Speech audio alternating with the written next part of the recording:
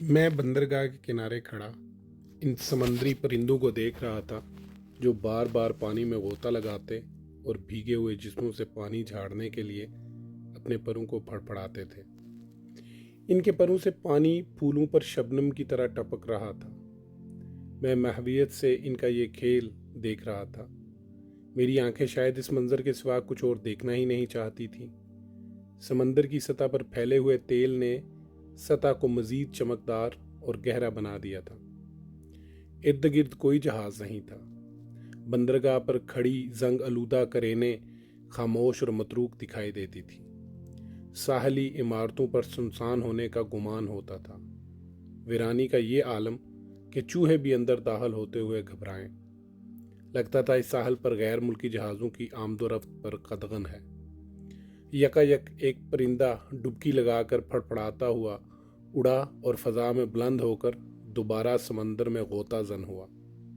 लम्हा भर बाद इसने अपनी गर्दन तक गोता लगाया और फिर फड़फड़ा कर अपना बदन होले होले तोलते हुए परवाज की तैयारी करने लगा। मैंने महसूस किया कि इसे पानी से छेड़छाड़ में मज़ा आ रहा है। हवा में इसे इधर उधर देख कर मुझे गुमान हुआ कि वो अपने महबूब को ढूंढ रहा है, मगर हकीकत ये थी कि महबूब से ज़्यादा उस वक़्त उसे खुराक की तलब हो रही थी। तभी तो वह समंदर की शुरीदा सर लहरों से बेपरवाह होकर अपना वजूद पानी के सपुर्द करता और शिकार की तलाश में सरगर्दान था।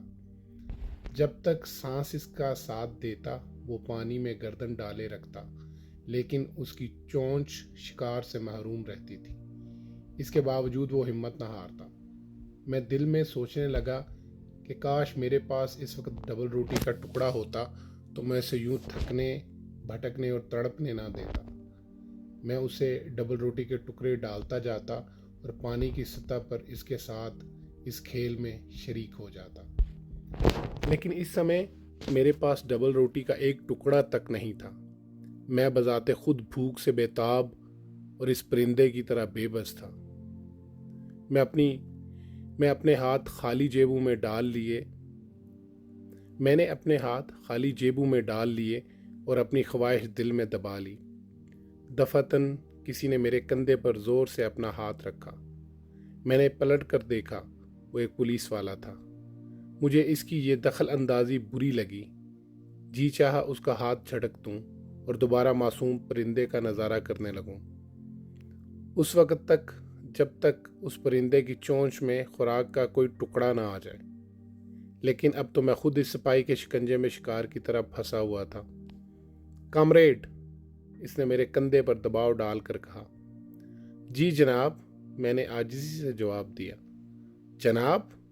जनाब कोई लफ्ज़ नहीं, यहाँ सब लोग कामरेड हैं। इसकी आवाज़ में वाज़े तंज था। तो फिर आपने मुझे क्यों पकड़ रखा है? क्या मुझसे कोई जुर्म सरजद हो गया है? वो मुस्कुराया। जुर्म? तुम मगमूम नजर आते हो। इसकी बात सुनकर मैं खिलखिला कर हंसा। इसमें हंसने की क्या बात है? उसका चेहरा लाल भभूका हो गया। मैं सोच रहा था कि शायद वो इस वक्त बेजारियत का शिकार है, इसलिए गुस्सा दिखा रहा है। आज शायद साहिल पर इसे कोई शिकार नहीं मिला, ना कोई कस्बी, ना नशे में धुत मैनोश और ना कोई जेब तराश। लेकिन चंद ही लम्हों में मुझे अंदाज़ा हुआ कि वो वाकई गुस्से में है और मुझे शिकार बनाना चाह रहा है। अब उसने दूसरा हाथ भी बढ़ाया और मुझे काबू कर लिया। इस वक्त मेरी हालत इस परिंदे से मुशाबे थी जो जाल में फंस गया हो और उससे निकलने के लिए फड़फड़ा रहा हो।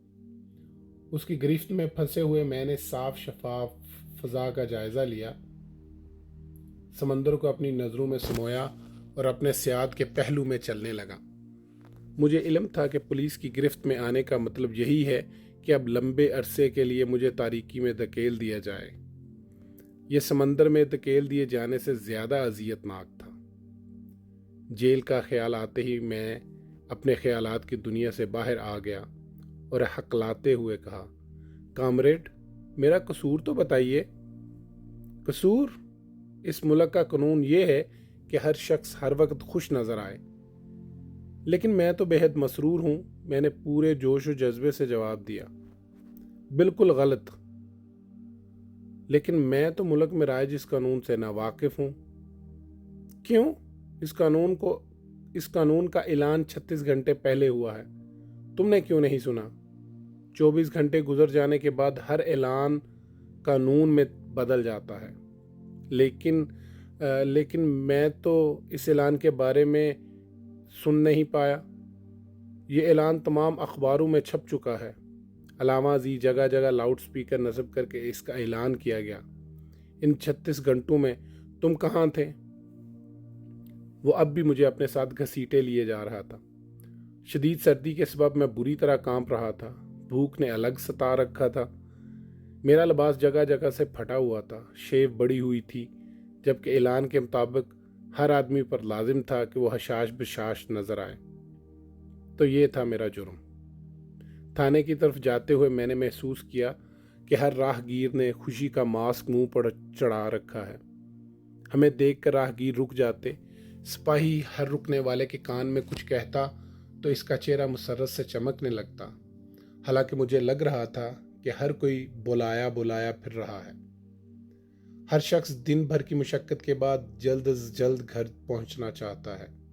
ہمارے راستے میں آنے والا ہر آدمی ہم سے بچ جانے کی کوشش میں مصروف ہے، غالباً اس لیے کہ سپاہی کی تیز نگاہیں اس کا اصل چہرہ نہ بھانپ لیں۔ صاف لگ رہا تھا کہ ہر کوئی پولیس والے کی نظروں سے بچنے کی کوشش میں مصروف ہے۔ ایک چوراہے پر ہماری ایک بوڑھے سے مڈ بھیڑ ہو گئی۔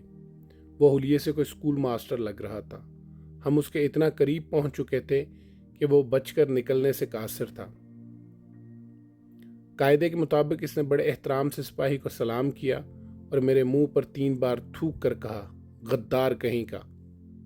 اس کی اس حرکت سے قانون کے تقاضے تو پورے ہو گئے، مگر مجھے صاف محسوس ہوا کہ اس فرض کی ادائیگی سے ان کا گلا خشک ہو گیا ہے۔ میں نے آستین سے تھوک صاف کرنے کی جسارت کی تو میری کمر پر زوردار مکہ پڑا۔ سپاہی نے غرا کر کہا، آگے بڑھو۔ میں نے اپنی سزا کی طرف قدم بڑھا دیا۔ اسکول ماسٹر تیز قدموں سے چلتا ہوا کہیں غائب ہو گیا۔ اب راستہ بالکل صاف تھا، کیونکہ تمام راہگیر ہم سے پہلو بچا کر دور سے گزر رہے تھے۔ آخر ہم تفتیش گاہ پہنچ گئے۔ یکا یک بگل بجنے کی آواز آئی، جس کا مفہوم یہ تھا کہ سب مزدور اپنے اپنے کام چھوڑ دیں اور نہا دھو کر صاف لباس پہن کر خوش و خرم نظر آئیں۔ قانون کے مطابق فیکٹری سے باہر نکلنے والا ہر مزدور خوش نظر آ رہا تھا، لیکن اتنا بھی نہیں کہ اس خوشی سے یہ تاثر ملے کہ وہ کام سے چھٹکارا پا کر بغلیں بجا رہا ہے۔ میری خوش قسمتی کہ بگل 10 منٹ پہلے بجا دیا گیا۔ شکر ہے یہ 10 منٹ مزدوروں نے ہاتھ منہ دھونے میں صرف کیے، ورنہ قاعدے کے مطابق میں جس مزدور کے سامنے سے گزرتا وہ 3 مرتبہ میرے منہ پر تھوکتا۔ مجھے جس عمارت میں لے جایا گیا وہ سرخ پتھروں کی بنی ہوئی تھی۔ 2 سپاہی دروازے پر پہرا دے رہے تھے۔ انہوں نے بھی ضابطے کے مطابق میری پیٹھ پر اپنی بندوقوں کے بٹ رسید کیے۔ اندر ایک بڑی سی میز تھی جس کے پاس 2 کرسیاں پڑی تھیں اور میز پر ٹیلی فون پڑا ہوا تھا۔ مجھے کمرے کے وسط میں کھڑا کر دیا گیا۔ میز کے پاس ایک آدمی بیٹھا ہوا تھا۔ ایک اور شخص خاموشی سے اندر آیا اور اس کے پہلو میں بیٹھ گیا۔ وہ سادہ لباس پہنے ہوئے تھے، جبکہ دوسرا فوجی وردی میں ملبوس تھا۔ اب مجھ سے تفتیش شروع ہوئی۔ تم کیا کرتے ہو؟ ایک عام کامریڈ ہوں۔ تاریخ پیدائش 1 جنوری 1901۔ یہاں کا کیا کر رہے ہو؟ جی میں ایک جیل میں قید تھا۔ میرا جواب سن کر دونوں ایک دوسرے کو گھورنے لگے۔ کس جیل میں؟ جیل نمبر 12، کوٹری نمبر 13۔ میں نے کل ہی رہائی پائی ہے۔ رہائی کا پروانہ کہاں ہے؟ میں نے جیب سے رہائی کے کاغذات نکال کر ان کے سامنے رکھ دیے۔ تمہارا جرم کیا تھا؟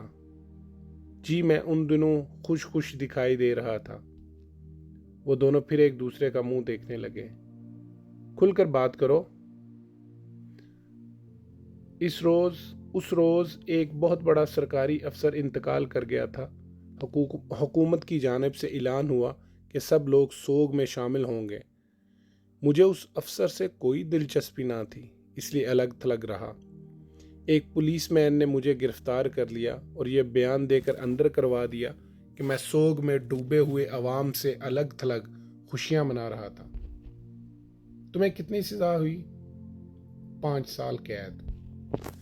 پوچھ گچھ ختم ہوئی تو اچانک 2 پولیس والے اندر آئے اور میری پٹائی شروع کر دی۔ جلد ہی میرا فیصلہ سنا دیا گیا۔ مجھے اس بار 10 سال قید کی سزا ہوئی تھی۔